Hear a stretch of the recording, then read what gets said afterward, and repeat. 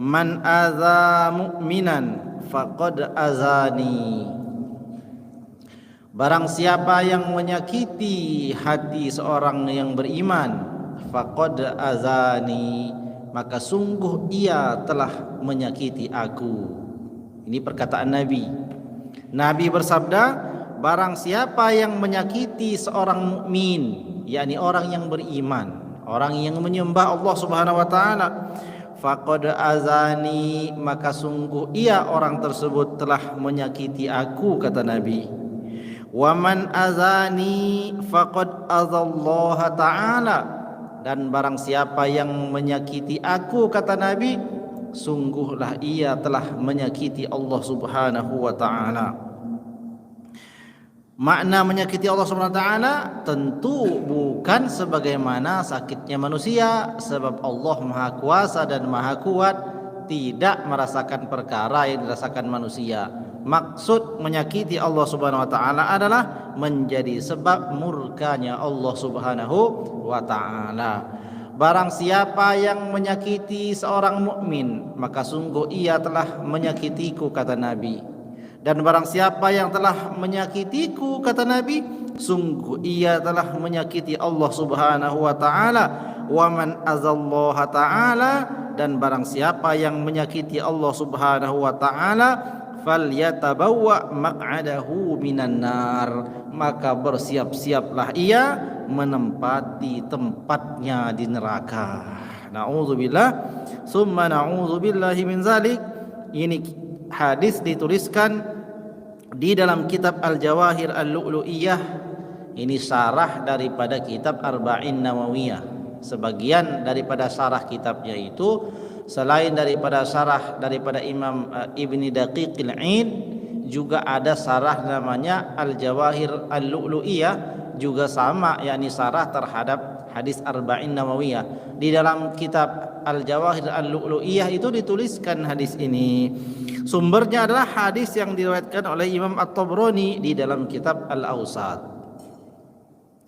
Jadi kalau Allah Subhanahu wa taala memberikan ganjaran, bahkan menjadikan malaikat daripada kebahagiaan yang lahir di dalam hati orang disebabkan orang lain, yang akan menemaninya di dalam kubur, menjadi hujjah baginya untuk mengajarkan perkataan yang sabit, yang tetap di dalam hatinya, melancarkan pertanyaan di dalam kubur, itu adalah perbuatan baik yang menyebabkan orang lain senang. Sebaliknya, barang siapa yang melakukan sesuatu, yang sesuatu itu perkara yang menyakitkan hati seorang mukmin, maka apa kata Nabi, sungguh ia telah menyakiti aku. Jadi orang mukmin itu memang berharga. Di hadapan Allah berharga, di hadapan baginda Nabi berharga. Dilindungi kehormatan, dilindungi jiwanya, dilindungi hak-haknya. Ini orang mukmin. Maka barang siapa yang sengaja dengan perbuatannya atau dengan perkataannya atau dengan sesuatu yang bisa ia gunakan untuk menyakiti orang lain, sungguh kata Nabi, ia telah menyakiti aku. Siapa orang yang menyakiti Nabi, maka sesungguhnya ia telah menyakiti Allah. Dan siapa yang menyakiti Allah, dikatakan falyatabawwa maq'adahu minan nar, bersiap-siaplah segera ia untuk menempati tempat tinggalnya di neraka. Maknanya tempatnya sudah disediakan untuk ia tempati di dalam neraka, oleh sebab ia menyakiti hati seorang mukmin. Ini orang beriman ini. Jadi orang beriman itu berharga. Itu harganya iman. Karena ada iman di dalam hati manusia, maka manusianya jadi mulia. Karena manusia jadi mulia, maka ia dihormati dan dimuliakan. Fil hadis marfu'an, di dalam sebuah hadis yang marfu' dikatakan syarrun nasi man tarakahun nasu ittiqa'a fuhshihi. Seburuk-buruk manusia, man tarakahun nasu, adalah siapa yang manusia lain meninggalkannya, ittiqa'a fuhshihi, sebab menghindar dari keburukan dan kekejian dirinya. Jadi kalau ada orang lain tidak mau bersama dia, tidak mau bergaul dengan dia, bahkan bersembunyi ketika hendak bertemu dengannya, disebabkan ia menghindari keburukan yang bakal ditimpakan orang tersebut terhadap dirinya, maka sungguh orang tersebut adalah orang yang paling buruk di hadapan Allah Subhanahu wa ta'ala, sebab ia telah menjadikan orang lain tidak aman bersamanya. Syarrun nasi man tarakahun nasu ittiqa'a fuhsihi. Seburuk-buruknya manusia adalah manusia di mana orang lain lari darinya karena menghindar daripada keburukan yang telah diperbuat oleh orang tersebut. Ini hadis yang sahih, rawahul Bukhari wa Muslim wa Ibnu Majah, juga Imam Ibnu Hibban. Jadi sebagian besar daripada ulama-ulama periwayat hadis meriwayatkan hadis ini, juga dikutipkan di dalam kitab Tanbihul Mughtarin. Jadi ini peringatan nih, sebagian ulama-ulama yang menuliskan tentang peringatan-peringatan yang mesti dijauhi mencantumkan daripada hadis ini. Jadi ukuran kita itu kita lihat saja. Sekali lagi ketika kita ini belajar dan mengaji untuk menilai diri kita sendiri, bukan untuk menilai orang lain. Kita aja yang kita nilai, orang lain lari atau tidak dari kita. Orang lain lari dari kita, kenapa? Karena khawatir dengan keburukan yang bakal kita timpakan kepadanya. Pada saat itu kita termasuk orang yang buruk. Jadi ya kita timbang-timbang saja, kira-kira orang lain ini takut nggak dengan kita? Kalau takut tanya dulu takutnya kenapa gitu. Kalau takutnya karena akan ditimpakan keburukan oleh kita, maka sungguhlah kita bukanlah orang yang baik.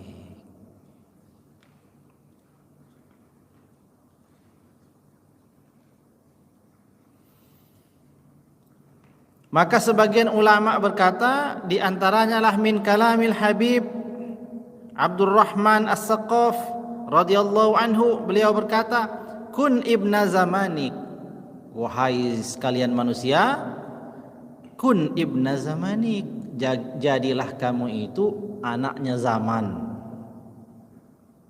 Jadilah kamu anaknya zaman. Sekarang kita ini hidup di zaman sekarang, ya kita jadi anaknya zaman ini. Maksudnya kenal dengan situasi. Fa in ra'aita ahlahu zi'aban fala takun dha'natan ya'kuluka. Jikalau kamu melihat di sekelilingmu itu pada zamanmu manusia itu adalah singa, maka jangan sampai kamu menjadi kambing sehingga kamu dimakan. Lihat-lihat.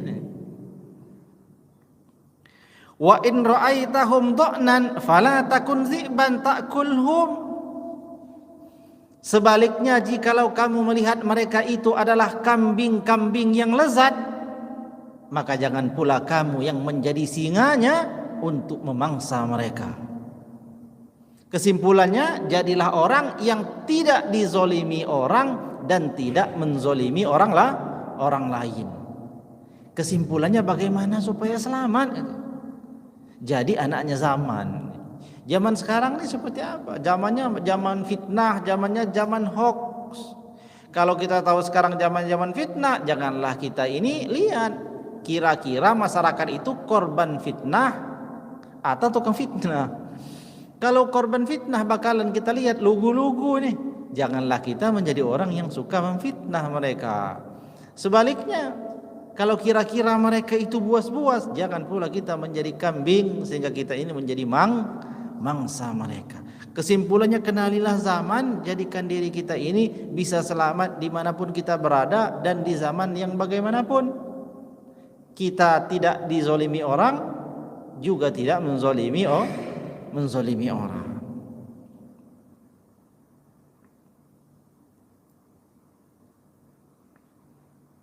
Nah, ini jadi daripada bab peringatan untuk tidak menyakiti orang lain. Jadi kadang-kadang orang diam di rumah, nggak ngapa-ngapain, jangan dikira dia tidak beribadah kalau tahu ilmunya.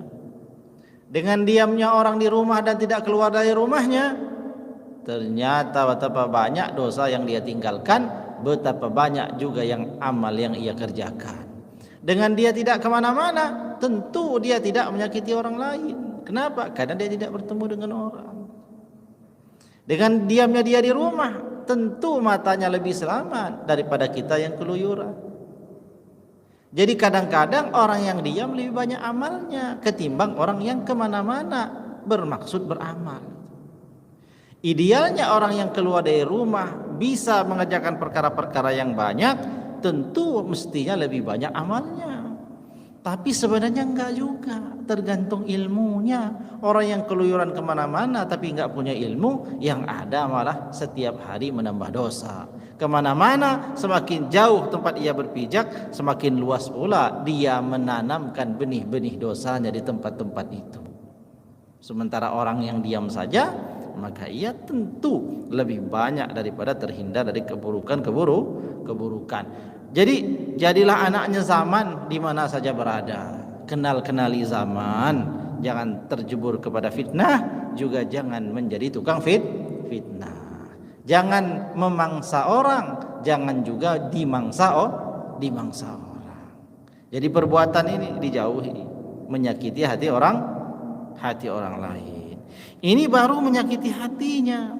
Bagaimana dengan perbuatan dan tindak tanduk yang langsung berbuat dengan tangannya atau langsung membahayakan secara fisiknya? Kita baca juga ini. At-tahziru min qatlil mu'min. Tahzir, peringatan keras untuk dijauhi dan dihindari daripada qatlin mukmin, membunuh seorang yang beriman. Jadi berawal daripada menyakiti hati, berawal daripada perkara-perkara yang lebih ringan daripada membunuh, sungguh telah disediakan tempatnya di neraka. Maka jaga ucapan, jaga perbuatan, jangan sampai ada orang sakit. Kalau ada orang sakit disebabkan oleh kita secara sengaja kita perbuat, ataukah kita ini memang hobi menyakiti orang lain, maka bersiap-siap saja. Oh, itu bah urusan nanti, urusan azab. Oh, urusan nanti, coba saja. Urusan nanti. Berapa panjangnya hidup di dunia. Jadi orang nih hidup di dunia itu sebentar. Oh, sebentar bagaimana Pak? Umur 100 tahun. 100 tahun itu pendek. Kalau 100 tahun dibandingkan dengan 10 tahun, ya orang akan bilang 100 tahun panjang. 100 tahun dibandingkan dengan 60, ya orang masih menganggap 100 tahun itu panjang. Tapi ingat, bandingan umur ini tidak dibandingkan pada umur-umur yang lain. Sesungguhnya sebentar orang mengatakan dunia ini sementara, umur manusia itu pendek, berapapun jumlahnya, meskipun 1000 tahun tetap dikatakan umurnya pendek. Kenapa? Karena pembandingnya perkara yang tiada terhingga. Kalau 1 dibandingkan 10, ya 10 masih banyak. 10 dengan 200 banyak. 1000 banyak dibandingkan 100. Tapi 1000 tahun orang hidup di dunia dibandingkan dengan perkara yang tidak ada batasnya, yang disebut dengan abadi, kira-kira umur yang diberikan ke manusia itu panjang atau pendek? Pendek sekali. Jadi sebentar saja. Jangan terlena dan jangan sombong. Wah, urusan nanti itu Pak. Urusan nanti. Oh iya memang nanti. Tapi nanti itu bakal tiba. Sesuatu yang paling dekat itu adalah nanti. Sesuatu yang paling dekat itu adalah nanti. Kenapa? Nanti itu adalah sesuatu yang setiap hari didekati. Itu nanti itu.